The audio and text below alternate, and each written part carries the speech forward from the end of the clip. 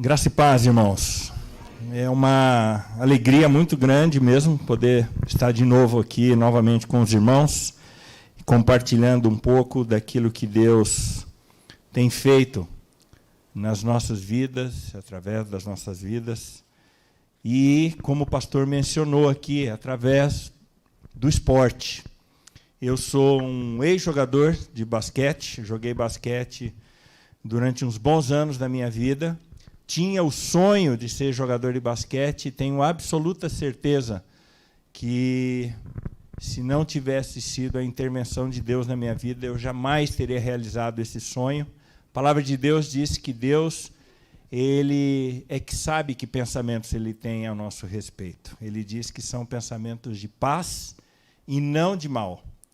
E no final desse texto, que está em Jeremias 29:11, ele diz: para vos dar o fim que desejais.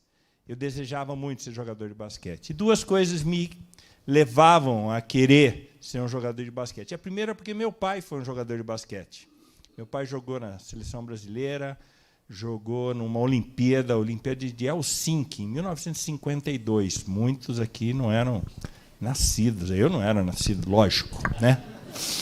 Mas era muito interessante. Você imagina você como um filho de um ex-atleta, um atleta da seleção brasileira, você um menino, seu pai naturalmente já é uma figura de representação para você, referência, e as pessoas paravam meu pai na rua e diziam: você é o Thales, não é? Puxa, eu fui assistir você no Maracanãzinho, eu assisti você jogando em São Paulo, no Corinthians e tal, e falava, e aquilo como filho eu falava: nossa, olha que legal que é isso, você ser famoso. E naquela época nem era tão famoso assim, porque não tinha tanta transmissão por televisão e tudo, né? Os irmãos estão entendendo o que eu estou falando, né? 1952, assim, né? Coisa antiga aí. E a outra razão, olha que incrível, com 8 anos, irmãos, eu percebia, sentia que faltava alguma coisa na minha vida. E eu achei, naquela minha tenra idade, de que era o basquete. Era um sonho. Eu achava que, se eu fosse um jogador de basquete bem-sucedido, aquele vazio ele seria preenchido pelo basquete. Por isso, logo eu comecei a me dedicar a isso, mas eu quero continuar essa história um pouco para frente, e eu gostaria que os irmãos abrissem a sua Bíblia em Gênesis, logo no começo da palavra. E hoje nós queremos falar um pouquinho sobre missões e o ministério em missões através do esporte. O texto que eu quero compartilhar com os irmãos se encontra em Gênesis, capítulo 1, versículos 27 e 28. Nesse texto, nós podemos ler a formação, quando Deus cria o homem. Mas é interessante algo que ele menciona aqui, quando ele diz: criou Deus, verso 27, criou Deus, pois o homem, a sua imagem, a imagem de Deus o criou. Homem e mulher os criou. E Deus os abençoou e lhes disse: sede fecundos, multiplicai-vos, enchei a terra e subjugai-a, sujeitai-a. Dominai sobre os peixes do mar, sobre as aves dos céus e sobre todo animal que rasteja pela terra. Interessante nesse texto aqui, porque Deus diz na palavra dele que ele nos forma a sua imagem e semelhança, que nós somos, então, o que significa sermos formados à imagem e semelhança de Deus?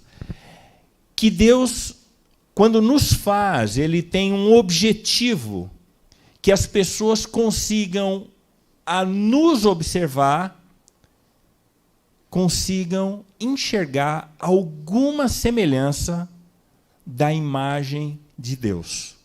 E em toda a criação, Deus tem esse objetivo, de colocar de alguma maneira a sua representação ali, a fim de que o homem consiga, através até da natureza, perceber a existência de Deus.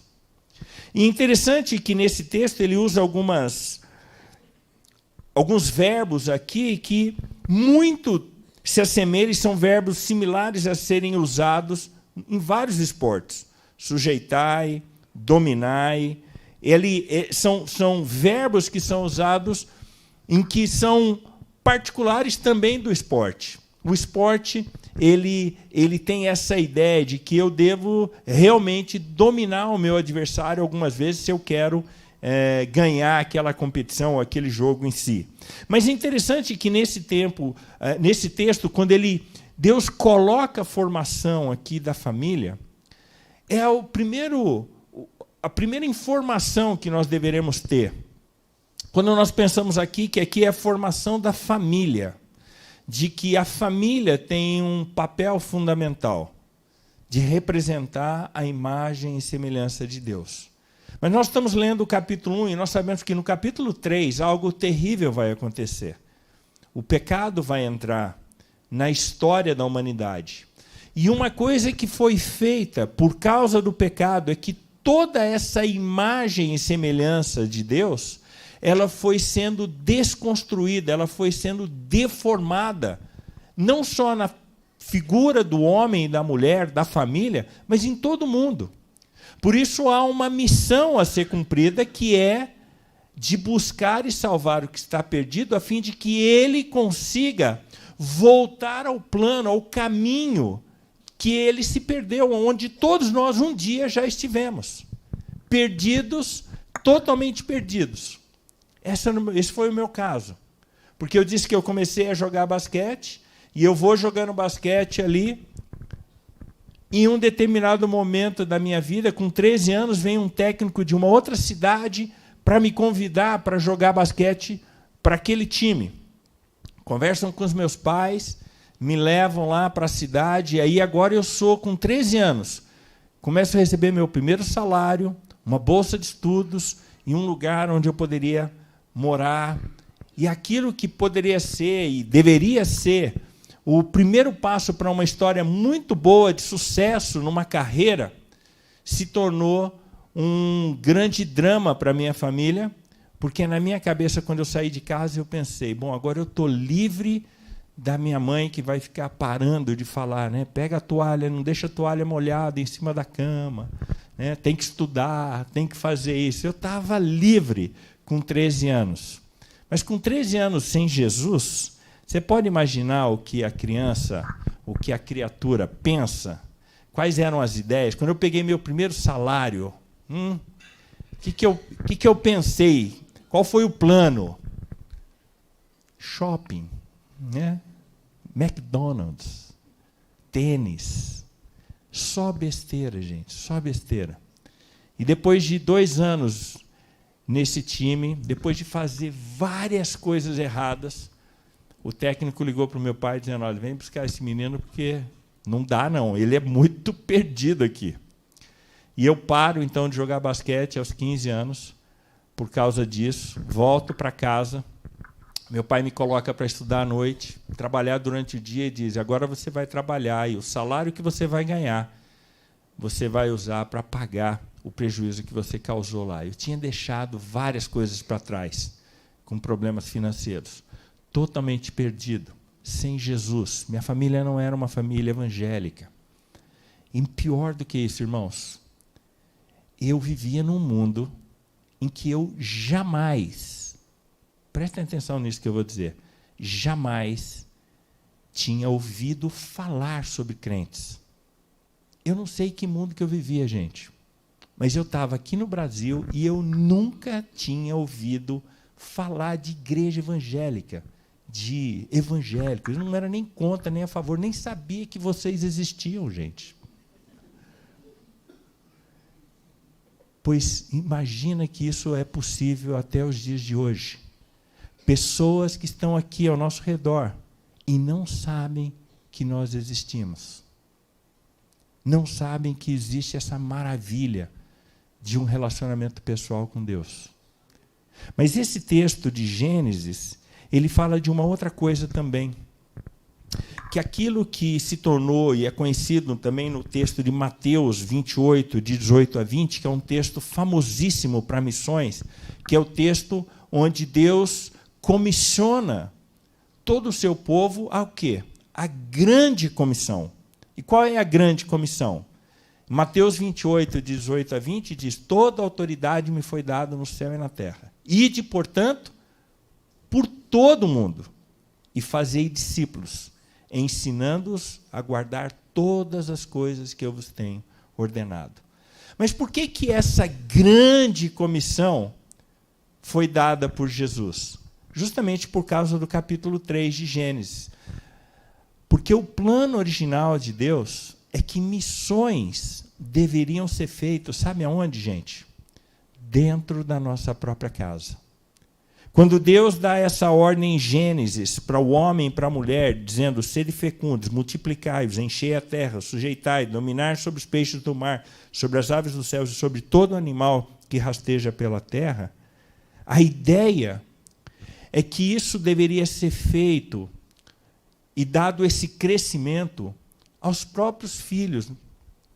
Quando Adão e Eva tivessem filhos, como eles tiveram, ali mesmo eles deveriam ser os veículos que iriam transmitir a imagem e semelhança de Deus para os próprios filhos. Mas nós sabemos também que não foi isso que aconteceu. Eles tiveram 2 filhos, Caim e Abel. Sabem a história? Um irmão mata o outro. Olha só que situação.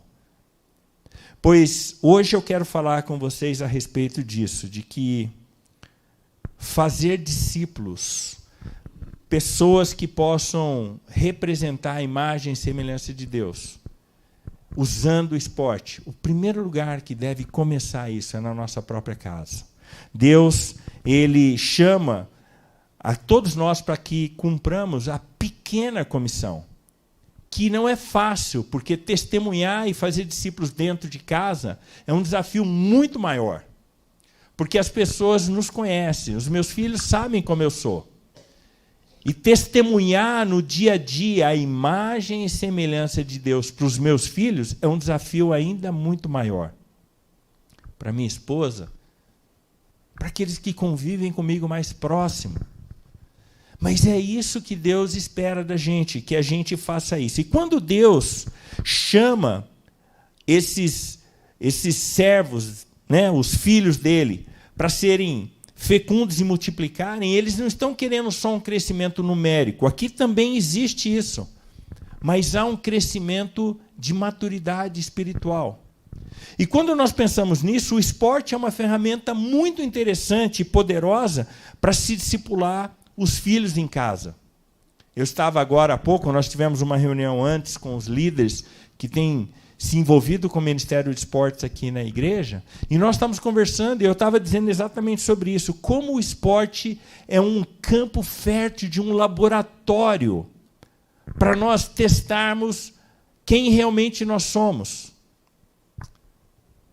Bom, a minha história continua, e o que acontece é que eu volto para casa com 15 anos, e quando eu estou ali com 15 anos, nessa vida em que está sendo para mim a pior coisa, porque meu pai me coloca para trabalhar numa loja de sapatos, mas não como vendedor. Eu trabalhava no almoxerifado, eu ficava lá em cima. E eu tinha que ficar lá enquanto os vendedores estavam chegando na loja de sapatos lá. E quando era um homem, era algo muito simples, porque o homem chega para comprar sapato e ele fala: você tem esse modelo aqui, que está na vitrine? Eu quero um número 43, preto. Aí o cara diz: não, eu não tenho, eu tenho marrom. Ele fala: muito obrigado, vira as costas e vai embora.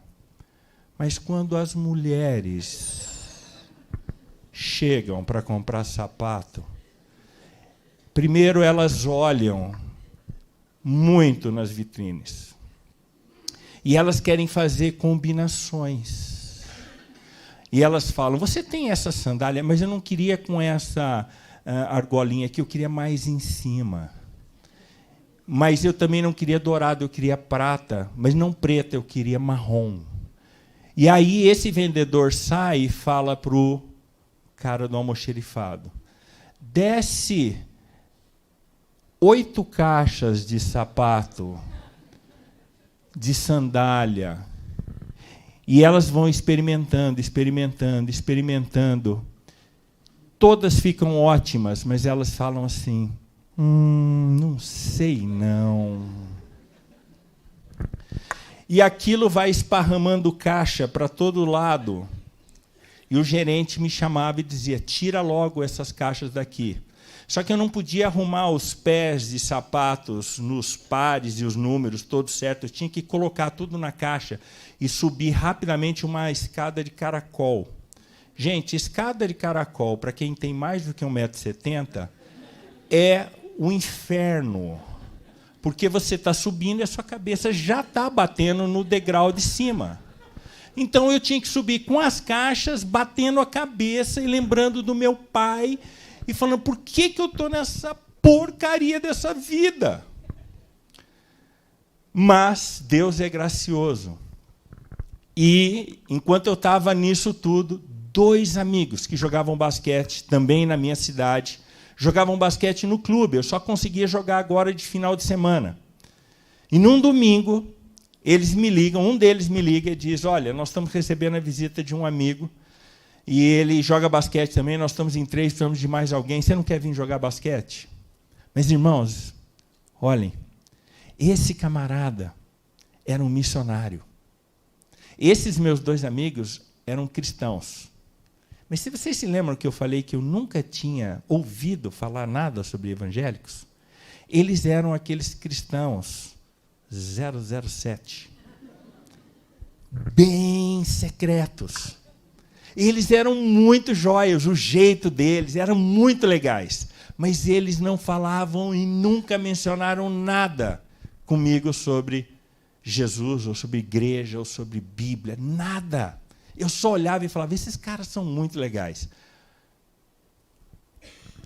Naquela manhã de domingo, na escola dominical, a conversa que esse missionário tinha tido com esses 2 rapazes, que eram discípulos dele, foi a seguinte, olha, um cristão, ele precisa testemunhar da sua fé para outros. Um cristão deve fazer isso, ele não pode guardar essa informação para si mesmo, ele precisa contar para outros. E aí, ele conversou, e esses camaradas disseram o seguinte, olha, é verdade isso, mas sabe, tem um momento certo para isso.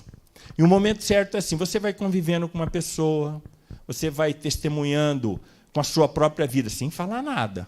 Você nunca leva a Bíblia, você não pode mostrar que você é crente de cara, você tem que ir conquistando a pessoa. E no dia que a pessoa chegar para você e perguntar, escuta, por que você é tão diferente? Aí é a hora de você falar de Jesus. E esse missionário falou, olha, isso é muito bom que você está falando, mas sabe que tem pessoas que vão passar pela nossa vida que você não vai ter esse tempo todo. Talvez você tenha uma única chance, e aquela chance era o dia, a hora que Deus queria tocar o coração daquela pessoa.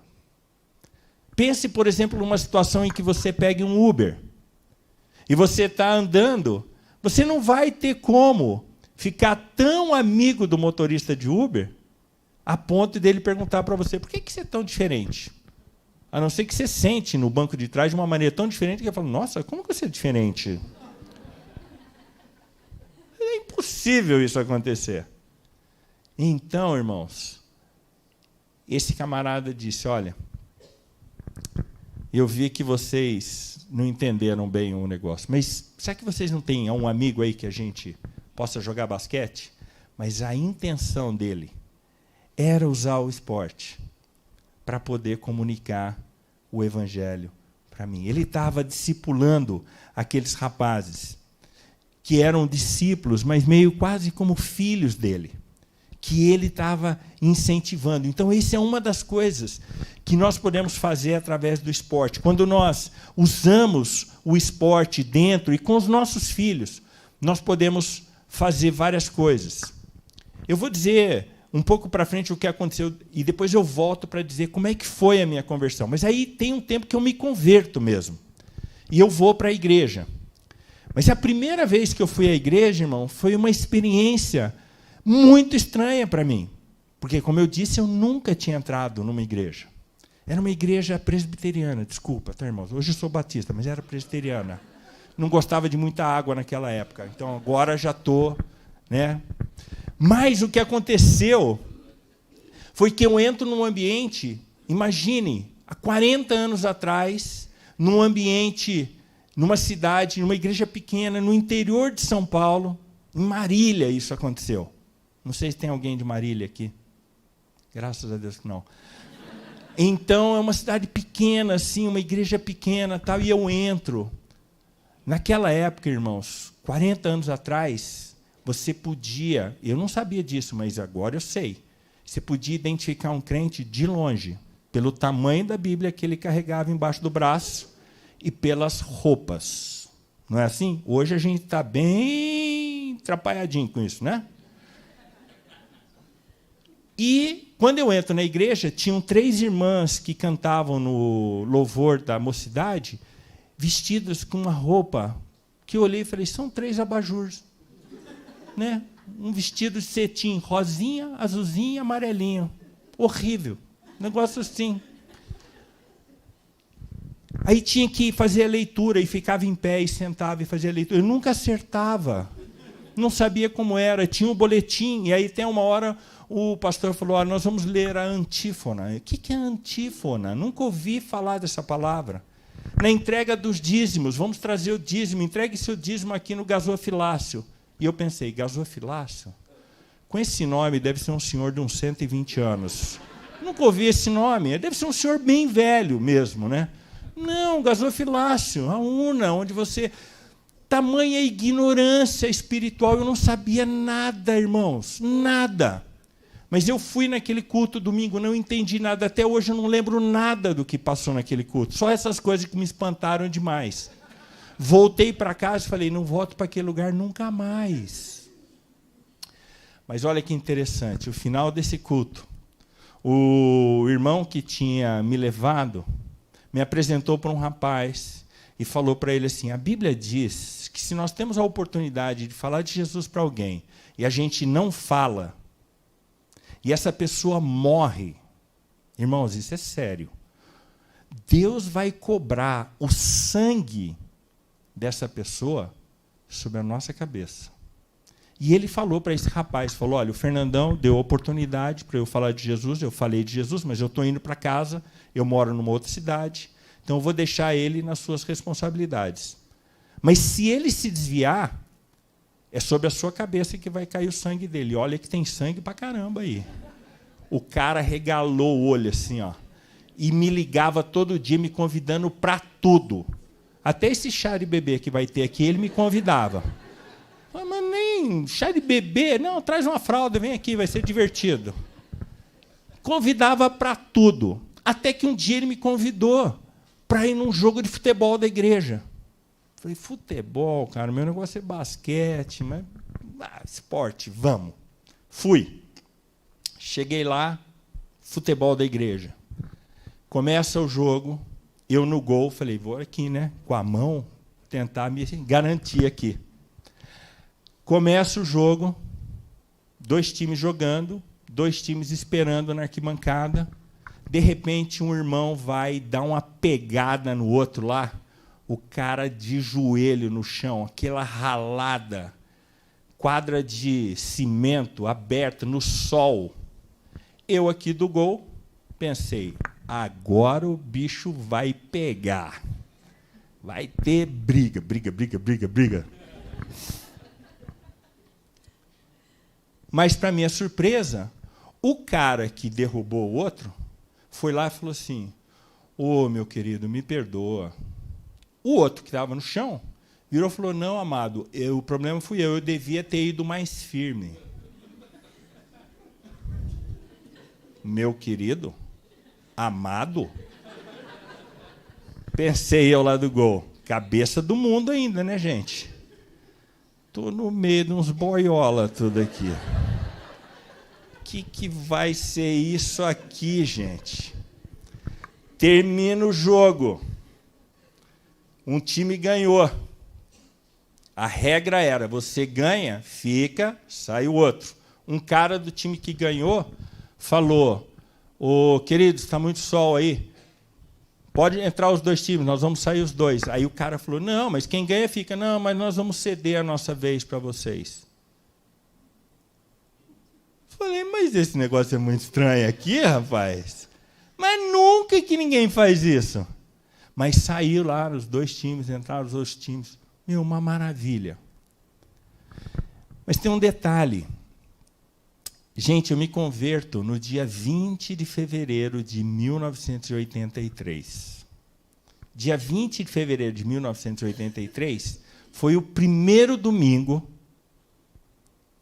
após o feriado de Carnaval. Feriado de Carnaval, hoje eu sei. Na época eu não sabia. Mas feriado de Carnaval, o que nós, crentes... Aqui também já sei que não tem retiro, né? Vocês vão para o alcance. Espetáculo isso. Mas há muitos anos, uma tradição das igrejas evangélicas, o que as igrejas fazem? Vão no retiro. Durante o Carnaval, ficam lá ouvindo a palavra, orando, adorando, louvando e tudo mais. Como é que a gente volta do Carnaval, gente? Flutuando, né? A gente está cheio de Deus. Pode bater aqui, irmão. Vontade. Está aqui ao outro lado. A gente está assim. E era o que estava acontecendo naquele futebol, porque eu continuei indo lá naquele futebol. E depois de um tempo, cadê o querido?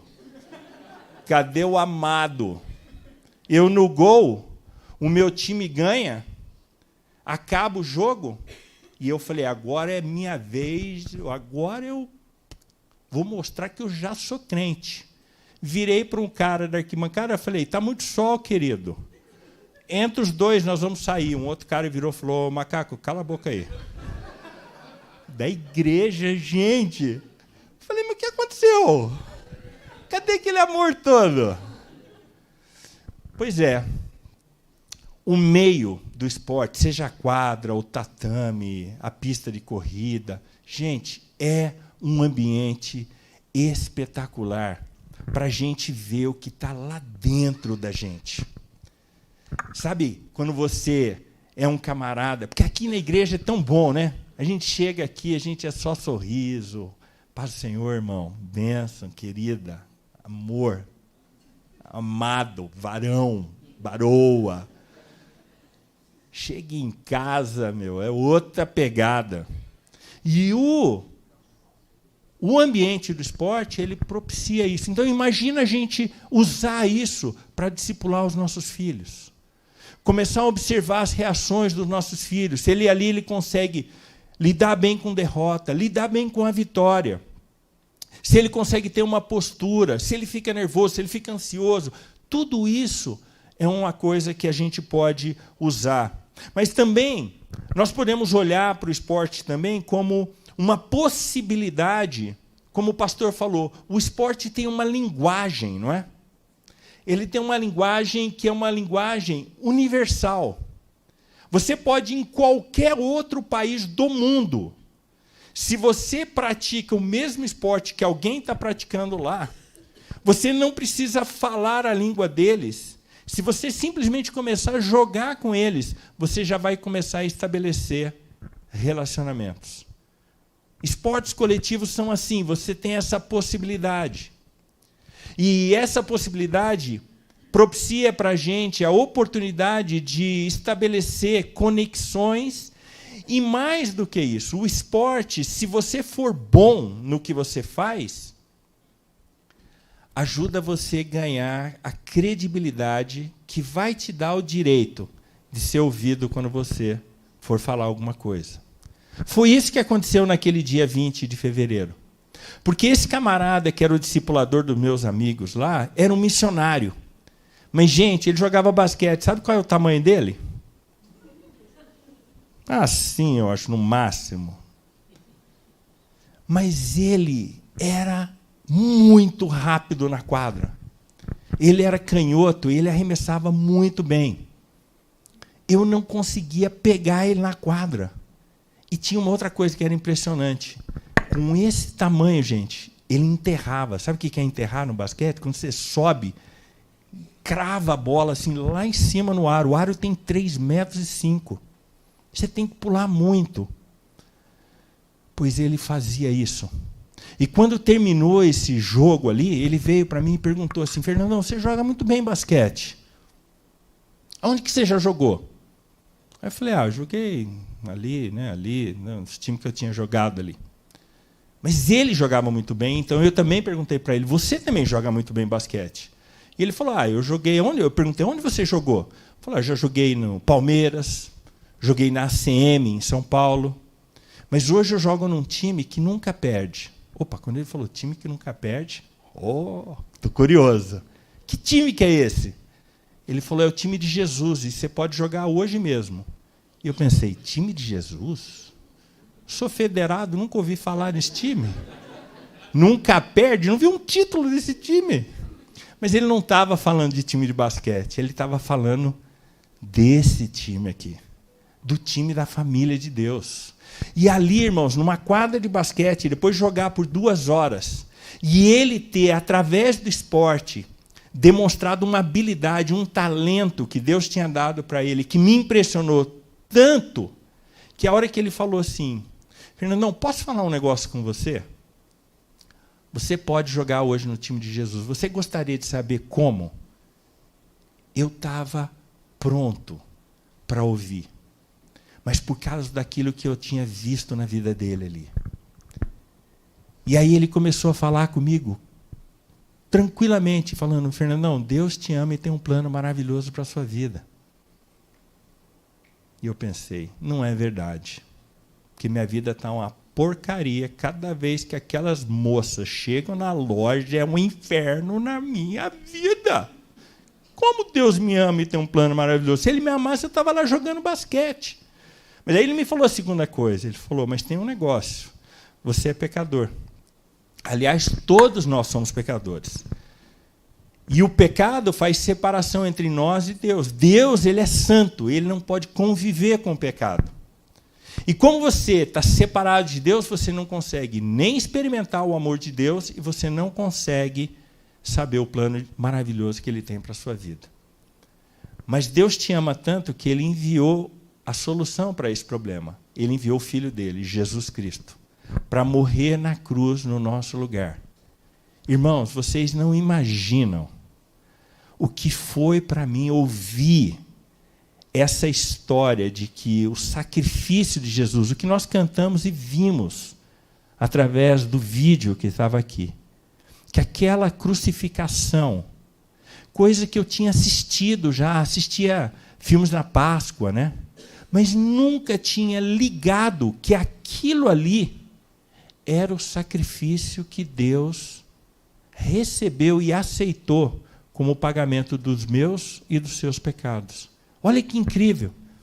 Numa quadra de basquete, aquele missionário falou isso, falou: Jesus é o Cordeiro de Deus que tira o pecado do mundo.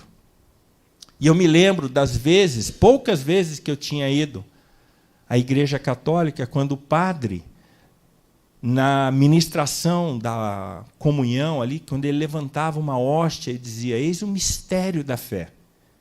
Eis o Cordeiro de Deus que tira o pecado do mundo. Mas nunca aquilo ali tinha feito sentido para mim, até que esse missionário me explicou. E a quarta coisa que ele falou: você precisa, Fernandão, entregar a sua vida para Jesus. Você quer fazer isso? Eu falei: eu quero. Claro que eu quero. Mas, irmãos, eu não tinha ideia do que aquilo ali ia representar. Eu não podia imaginar que aquela oração ia mudar a minha história por completo. Que aquilo ia pegar o rumo da minha vida, que estava indo para o inferno. E ia começar a me colocar num lugar em direção ao céu, mas isso iria impactar todas as áreas da minha vida.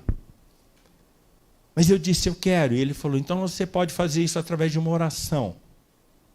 E eu pensei: uma oração? Que oração? Ave Maria? Pai Nosso? Ele falou: não, é uma oração que você fale exatamente aquilo que você deseja. Eu falei: mas eu não sei fazer isso. Falou, então eu vou fazer o seguinte, eu vou fazer uma oração e você repita comigo, frase por frase. E ele começou ali a orar, dizendo, Senhor Jesus, eu repetia, Senhor Jesus, abra a porta da minha vida, abra a porta da minha vida. Eu te recebo, eu te recebo. E foi indo até o final. E quando ele terminou, eu disse amém. Irmãos, eu senti aquele vazio sendo preenchido.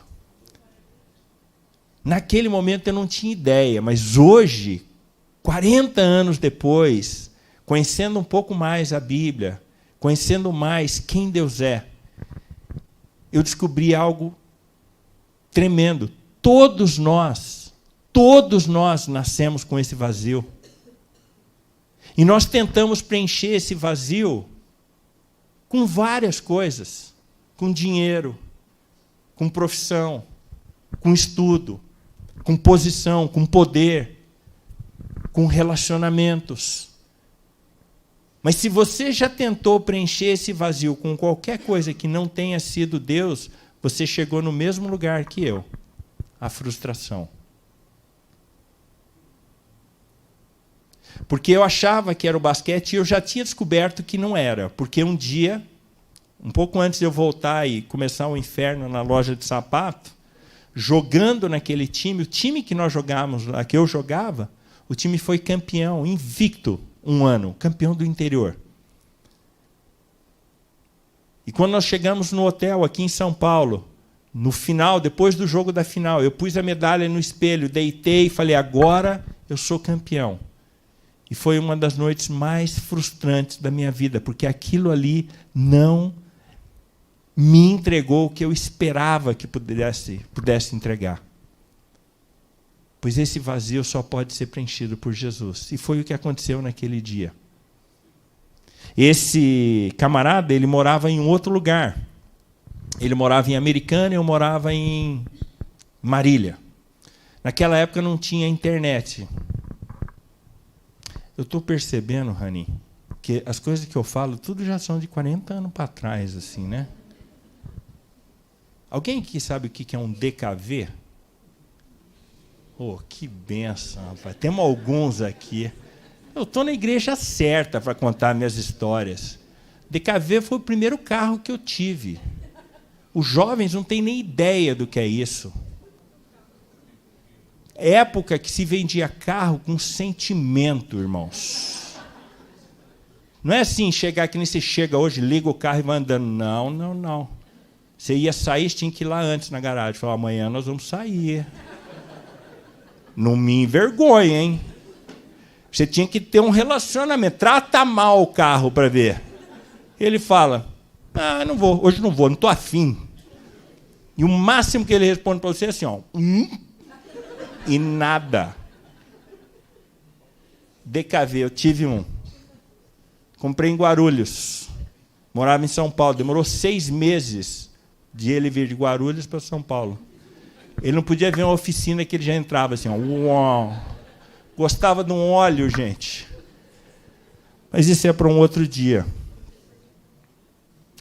Mas sabe, naquela época não existia internet, não existia nada disso. Esse camarada falou para mim, o que me falou de Jesus, falou, Fernandão, eu vou te mandar estudos bíblicos por carta.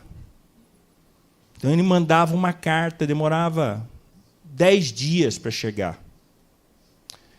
Aí eu tinha que responder, lia a carta, respondia o estudo bíblico, devolvia para ele, outros 10 dias. Ele corrigia e me mandava o próximo, mais outros 10 dias. Em um mês, a gente fazia 2 estudos bíblicos. Internet moderna, né? Um negócio fabuloso. Mas ele ia fazendo isso comigo. Era o jeito que ele me discipulava. De vez em quando, ele me chamava para ir à casa dele, porque ele queria me apresentar como é que uma família cristã vivia. E logo eu fui descobrindo que era muito diferente. A maneira como ele tratava a esposa, a maneira como ele tratava as filhas. Ele tinha 2 filhas, uma tinha 9 anos, outra tinha 5. Mas ele tratava de uma maneira muito diferente. Eu comparava com a minha casa. A minha mãe, gente, foi professora, hoje está aposentada. Minha mãe está com 96 anos. Está aposentada, graças a Deus, né? Tem professor aqui? Deus abençoe. Deus abençoe. Estão vivos ainda. Que bom. Olha aí, que coisa boa. E aí, minha mãe é professora, meu pai fiscal de rendas, meu pai terminou a carreira dele como delegado da Secretaria de Fazenda. Então, a família, sim, meu pai estudou, minha mãe estudou, uma família classe média, média alta. Mas a minha mãe ela não tinha tempo, porque ela dava 44 aulas por semana. Significa dar aula de manhã, à tarde e à noite, os 5 dias da semana. É uma loucura isso, é insanidade total. Então, minha mãe passava em casa. E, quando ela passava em casa, era a chance que ela tinha de ver se estava tudo em ordem. E aí nós tínhamos 2 empregadas, uma que cozinhava, outra que lavava, passava, limpava a casa e tal. Ela chegava e perguntava, e aí, como é que estão as coisas? Direto era o Fernando. E, às vezes, nem tinha sido eu. Mas a minha mãe, ela, quando tinha que... Não era nem disciplina, quando tinha que bater, naquela época batia nos filhos. Época boa, viu, gente? Boa. Bater nos filhos. Boa. Está gravando isso? Se eu for processado... Mas eu me lembro da cena da minha mãe, assim, quando tinha alguma coisa errada que ela ia bater na gente, a cena primeira dela era olhar para trás, para ver com o que eu vou bater nele agora. E o que ela tivesse mais perto, chinelo, borracha, mangueira, o que fosse, era como ia apanhar. Puxão de orelha, gente. Eu tenho uma orelha mais alta que a outra. Eu falei, podia ter equilibrado. Eu ponho óculos, o óculos sempre fica torto. De tantos puxões de orelha que eu já tive da minha mãe. Mas lá na casa desse camarada não era assim. Teve um dia que eu vi uma cena, a gente estava conversando, nós dois, ele estava me ensinando alguma coisa da Bíblia. E a filha dele, a mais velha, fez um negócio errado. E a mãe veio e falou, olha, a menina aí foi... Aí ele falou, tá bom, falou para ela, você sabe o que vai acontecer? Ela falou, sei. Então vai para o seu quarto que eu já estou indo. Chegou para mim e falou, dá licença. Falei, vixe. Porque lá em casa, quando a gente apanhava, é aquela gritaria, né? Para, você está me matando! Para ver se algum vizinho socorria a gente. Os vizinhos estavam no muro dando risada. E aí, eu vejo a cena, a menina no quarto, o cara vai, ele volta, senta, fala, oh, desculpa aí, tal. Continua conversando comigo. Aí acontece a cena mais estranha. A menina sai do quarto. Sai do quarto, vem, senta no colo dele e começa a mexer no cabelo dele. A ilustração não está muito boa aqui, né? Mas ele está assim. Está mexendo no cabelo dele. E eu olho aquela cena e falo, mas ela não apanhou? E eu sabia que ela tinha apanhado porque deu para ouvir o choro dela. Falei, tem alguma coisa errada aqui. Porque o meu pai, quando me batia, ou minha mãe, principalmente o meu pai falava, some da minha frente, moleque. Se eu te pegar de novo... E aí eram 3 dias de gato e rato em casa, né? Eu entrando, meu pai, para o quarto, dormia às 6 da tarde. Dá um sono naquela época, rapaz. Mas o que você vai fazer? Mas era o princípio, eu não sabia disso. Mas eles disciplinavam, né? Esse camarada disciplinava os filhos, como a Bíblia fala. Né? O uso da vara, um negócio totalmente... É outra coisa, orava com o filho. Aquilo tudo foi me ensinando e me impressionando. Então, ele foi me discipulando. E eu, embora, depois de ter me convertido, passado um tempo, eu volto a jogar basquete, e aí ele começa a fazer esse tipo de discipulado comigo, me ensinar como um jogador de basquete, agora cristão, precisa se comportar na quadra. Qual é o testemunho que eu tenho que dar? Como é que eu tenho que me comportar? E aquilo tudo vai impactando a minha vida. E tudo isso começa no meio do esporte, porque era um ambiente onde eu estava e era a linguagem que ele usava. Ele começou a me mostrar versículos da Bíblia que falavam de esporte. Você pega lá 1 Coríntios, capítulo 9, fala sobre isso. Todo atleta em tudo se domina. Paulo usando uma linguagem do esporte para dizer, uns para ganhar uma coroa, o quê? Corruptível. Nós não. Nós corremos para ganhar uma coroa incorruptível. Que coroa é essa? É o nosso galardão. Nós estamos atrás disso. E, para isso, nós temos que também sermos firmes com todos. Nós temos que ter domínio de todas as coisas aqui. E esse discipulado, então, agora aumenta. E quando eu olhei, o que ele estava fazendo comigo era isso. Ele estava me discipulando, me ensinando agora a como me tornar também, não só um discípulo, um seguidor de Jesus, mas ele começou a me ensinar também, você, Fernandão, precisa atuar no meio onde você está. Você precisa agora ser um proclamador do amor e da mensagem de Jesus, assim como eu fiz com você.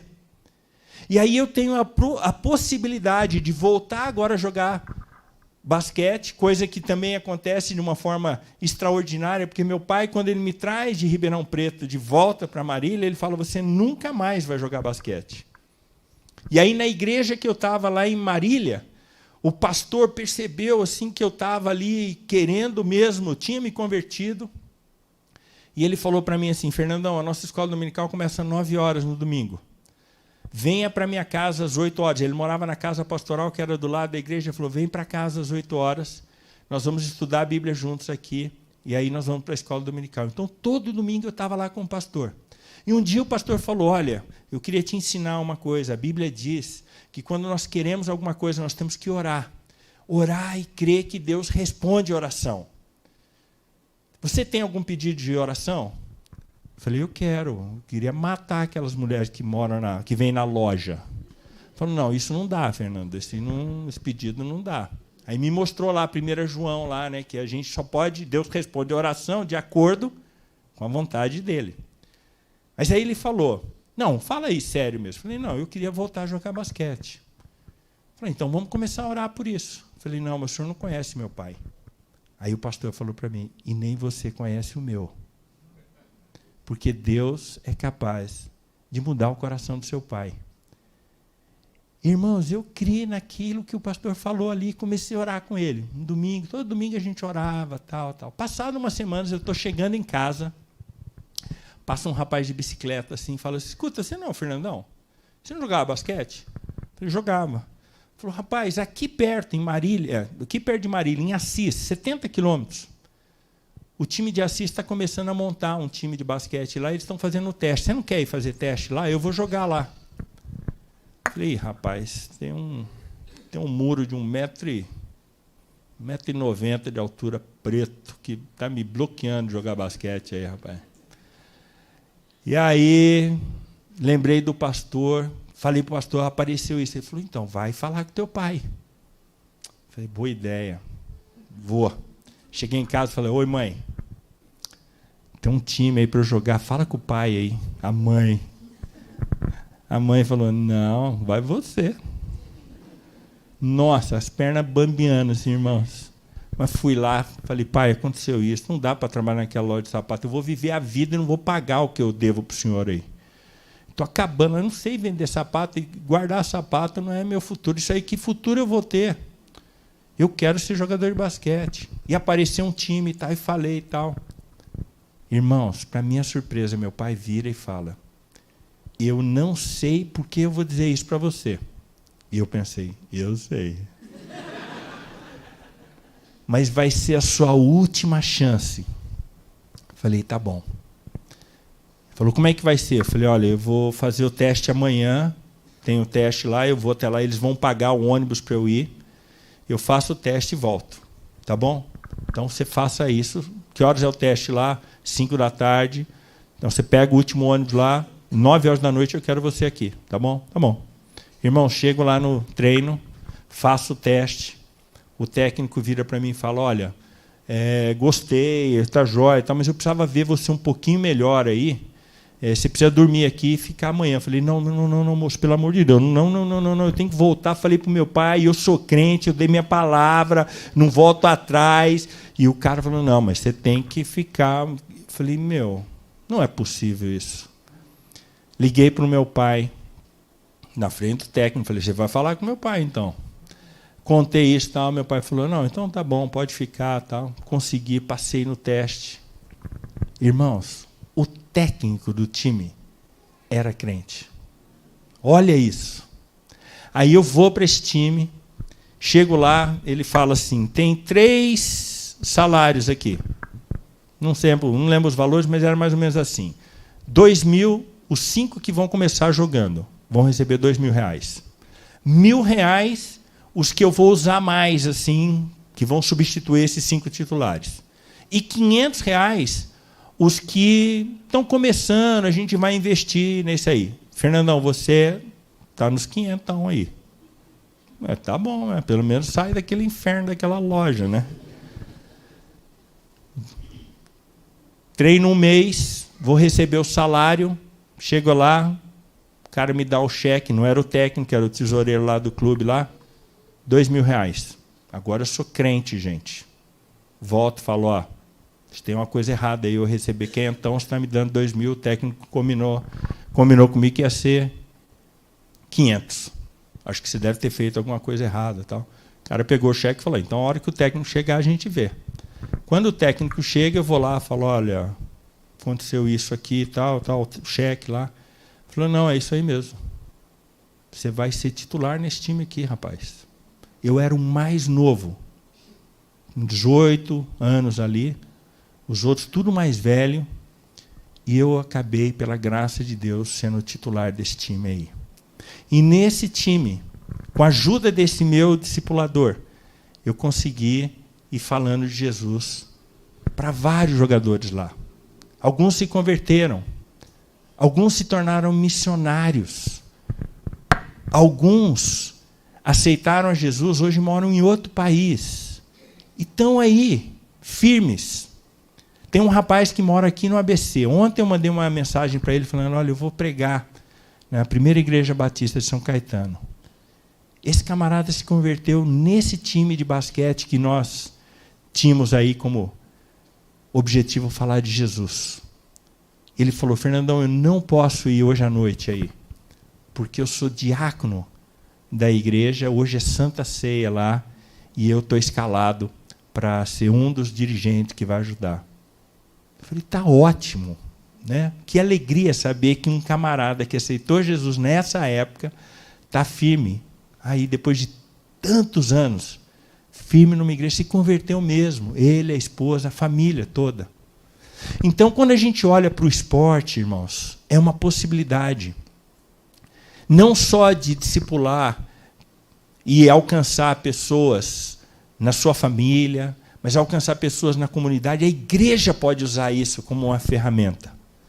E quando a igreja faz isso, você tem a possibilidade de encontrar atletas que ainda não são famosos ainda, mas que estão aqui, junto com essas crianças que saíram aqui e foram ouvir a mensagem de acordo com a linguagem delas, mas que já estão treinando judô aqui, taekwondo, atletismo, corrida, o que for.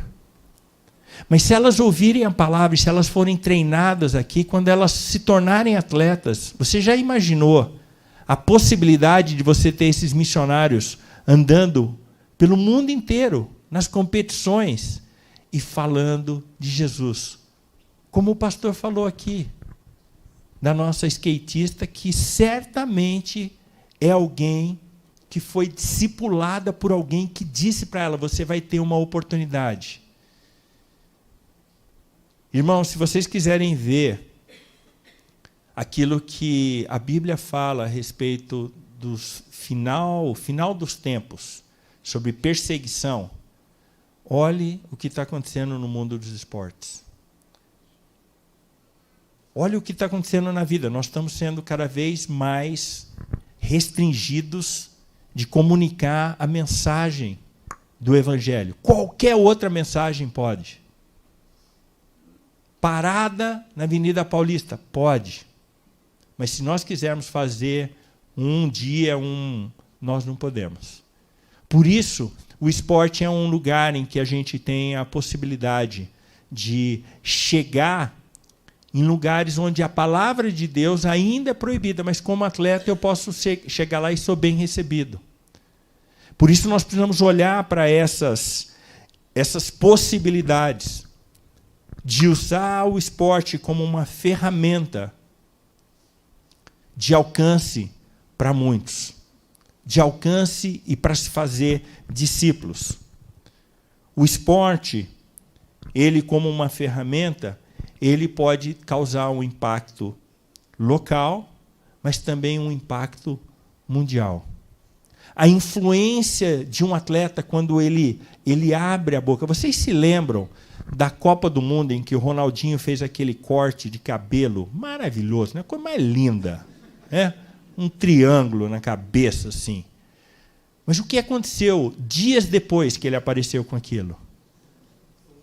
Um monte de crianças usando aquilo lá. Essa é a influência que um atleta pode ter. Quando o Tafarel ele defende um pênalti, depois o Bádio faz aquele favor para a gente isolar a bola, mas que eles se ajoelham e apontam para o céu. Aquela cena, irmãos, aquela cena foi olhada por mais do que a metade do planeta. E ali, com um gesto, eles proclamaram o Evangelho para mais da metade do mundo. Isso é o poder que o esporte tem. Por isso, eu quero incentivar você a olhar para o esporte não como uma coisa, simplesmente como uma diversão, uma coisa como um passatempo, mas como uma ferramenta que tem uma linguagem poderosa que pode transformar a vida das pessoas. Naquele dia, 20 de fevereiro de 1983, às 4h15 da tarde, eu lembro tudo, gente, porque aquele dia foi o dia mais importante da minha vida. Eu sei hoje da soberania de Deus, mas eu dou graças a Deus e todos os anos, no dia 20 de fevereiro, eu faço questão de mandar uma mensagem para esse que foi o meu pai na fé, dizendo para ele: muito obrigado, porque você foi alguém obediente à ordem de Jesus de ir e fazer discípulos. Obrigado porque você teve coragem de falar a sua mensagem, a mensagem do amor de Deus para mim, porque aquilo mudou a minha vida. Esse camarada me discipulou. Nós nos tornamos grandes amigos. Eu comecei a frequentar muito mais a casa dele. Passei natais com a família dele. E como eu falei, ele tinha 2 filhas. Uma tinha 9, a outra 5 anos. Eu tinha 17 quando eu conheci. Eu era o irmão mais velho. Eu era aquele que, depois de um tempo lá, eles queriam sair e falavam: olha, cuida delas aí para mim. Eu falava: tá bom. Estava eu lá com elas. O lugar que eles moravam era um acampamento, tinha um lago. Várias vezes eu ia lá nadar com elas lá, eu era o tubarão, dando caldo nelas lá, brincando, divertindo, fazendo terror na vida delas. Mas as meninas cresceram. E um dia, eu fui surpreendido quando eu olhei para uma das filhas dele, a mais velha, e disse: nossa, mas ela está grandona, né? Eu acabei me casando, irmão, com uma das filhas dele. Já pensou? Só Deus para fazer um negócio desse. Vou pegar esse miserável que estava naquela loja de sapato, vou tirar ele que estava indo para o inferno, vou botar ele indo para o céu e vou dar de bônus ainda uma esposa para ele. Gente, eu me caso aos 30 anos. Eu tive 2 relacionamentos que não deram muito certo.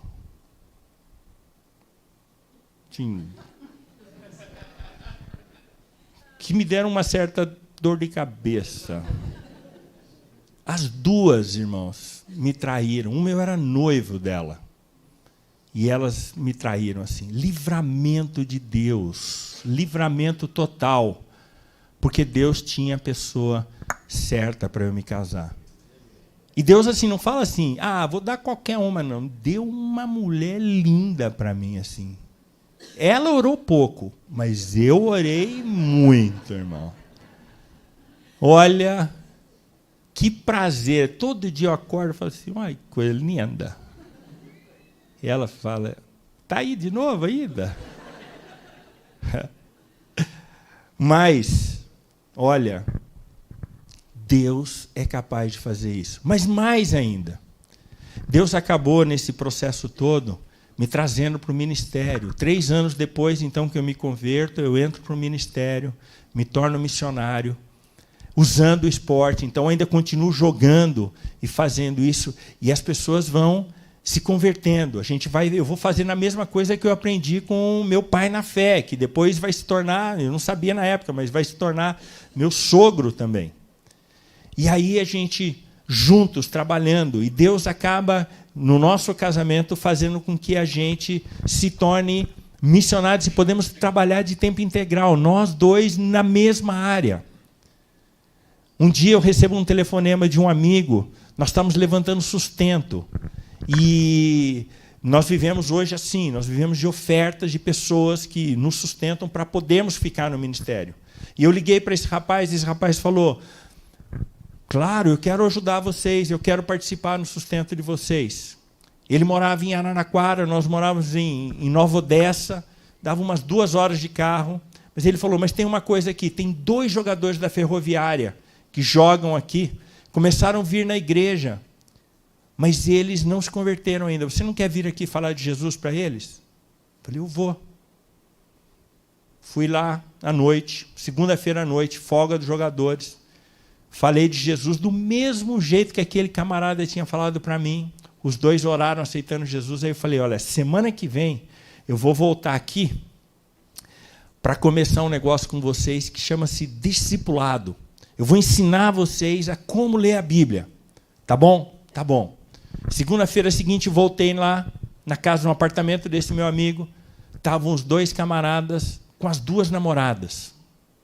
Falou, Fernandão, você pode falar aquele negócio que você falou para a gente, para elas? Falei, posso. Falei para as 2 se converteram. Falei, semana que vem, vou voltar aqui, nós vamos começar um discipulado. Tá bom? Combinado.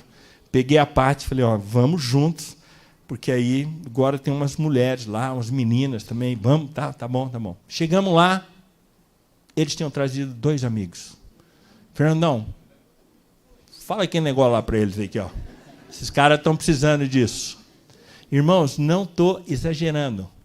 Nós ficamos voltando por 2, quase 3 meses, toda segunda-feira, e esses camaradas, a mesma coisa. Essa aqui é minha mãe, preciso ouvir. Fala para ela. Esse aqui é meu padrasto, fala para ele.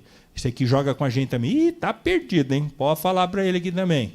No final, nós tínhamos um grupo de quase 40 atletas e familiares que tinham se convertido, quase que uma igreja. E a gente começou, então, a ir de segunda-feira, mas não mais agora, no final à noite. A gente chegava em Araraquara 8 horas da manhã e sentávamos, a Pati numa mesa, eu numa outra mesa, lá embaixo, no prédio onde esses nossos irmãos moravam lá. E eles vinham, esses que tinham se convertido, de um em um. Eu sentava com os meninos de hora em hora, sentava um das 8 às 9. 9 horas ele ia embora e chegava outro. 9 às 10, das 10 às 11, até meio-dia. Comia alguma coisa da 1 às 2, até às 6 da tarde. Comiam alguma coisa no lanche da tarde, reunião à noite, aí com todo mundo. Porque eles tinham muitas coisas. Eles estavam como eu quando eu cheguei lá e aceitei a Jesus. Eles ainda tinham uma cabeça toda mundana e eles precisavam ser discipulados. E eu quero terminar essa história contando para você que um dia eu fui convidado para ir num treinamento de missões no JV. O JV é os Jovens da Verdade, ali em Arujá. E chego lá, o assunto que me coube falar era discipulado no meio dos esportes. Está ótimo. Estava lá, pronto. Então eu chego, tem um grupo de mais ou menos umas 50 pessoas numa sala. E quando eu vou começar a falar, um camarada levanta a mão assim e falou, Fernandão, dá licença aí. Eu olhei e na hora eu reconheci. Era um rapaz chamado Volney. Esse Volney era um desses jogadores de futebol da Ferroviária, que tinha se convertido, que tinha vindo a convite dos dois primeiros, porque os dois primeiros chamam-se Fabrício e Silvinho. O Volney levanta e fala assim, irmãos, nós vamos ouvir aí o Fernandão falar sobre discipulado no meio do esporte. Eu quero dizer que eu fui discipulado por ele. E hoje eu sou pastor, e aqui, levanta aí que é minha ovelha. Gente, umas 10 pessoas levantaram lá, eram tudo ovelha do Volney, que pastoreava ovelhas da igreja dele lá. E aí ele falou, então, ouçam o que ele vai falar, porque esse camarada aí, ele tem autoridade para falar. Ele sentou, falei, galera, o treinamento é esse, acabou a aula, podemos já ir para casa, né? Eu ouviram aí, é fazer isso aí. Mas foi um presente de Deus para a minha vida saber que realmente, quando a gente resolve obedecer a ordem de fazermos discípulos, Deus vai usar qualquer coisa. No meu caso, Deus usou o esporte. E eu quero incentivar você a pensar e a considerar isso. O esporte como uma ferramenta.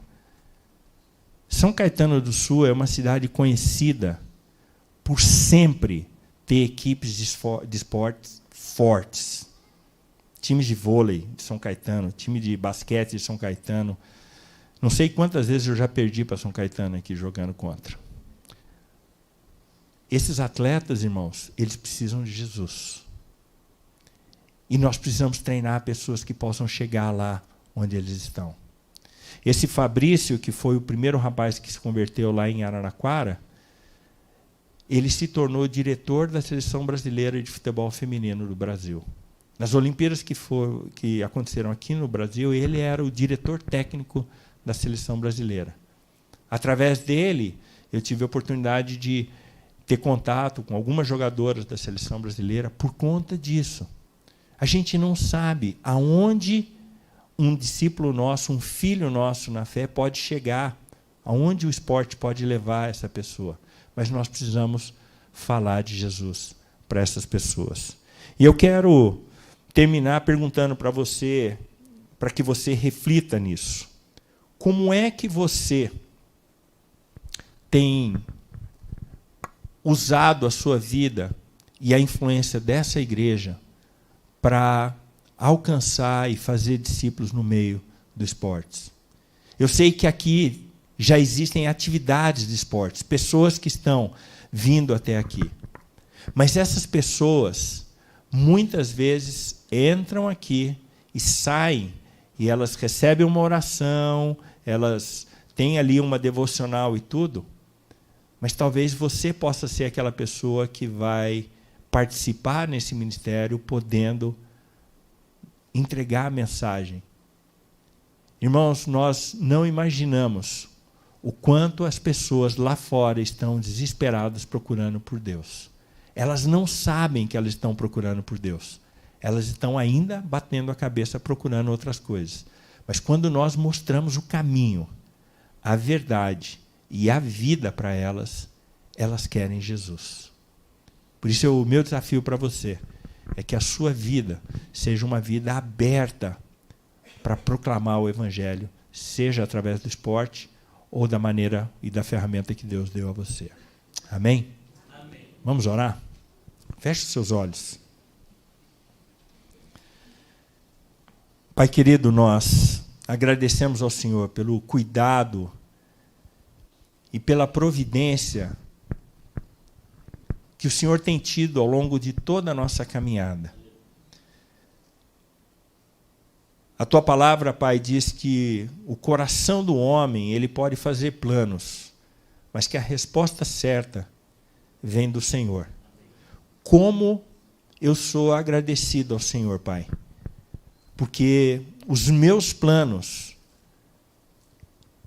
eles eram uns, mas o Senhor tinha planos muito melhores para a minha vida. E eu agradeço pela tua graça, pela tua generosidade em me atrair para o Senhor. E obrigado porque o Senhor usou uma linguagem que naquela época talvez fosse a única linguagem que eu daria ouvidos, que foi o esporte. Obrigado, ó Pai, pela vida do Bira, que foi tão obediente, cumprindo o mandado da grande comissão. Obrigado, ó Pai, pela fidelidade dele em entregar o evangelho puro, anunciando a tua palavra, que é poder para salvar. E foi isso que aconteceu na minha vida. E, Pai, hoje eu agradeço a oportunidade e o privilégio de estar aqui diante dos meus irmãos. E a minha oração, Pai, é que essa igreja seja uma igreja que considere o uso do esporte como uma ferramenta de missões. Que use o esporte, ó Pai, como uma ferramenta para proclamar o amor e a mensagem de que só Jesus é o caminho. Que o Senhor abençoe, ó Pai, a cada um dos nossos irmãos aqui, e que essa igreja possa crescer, não só numericamente, mas principalmente espiritualmente, por causa daquilo que o Senhor tem feito aqui. Muito obrigado, ó Pai. É o que eu oro e agradeço agora, em nome de Jesus. Amém, Pai. Amém.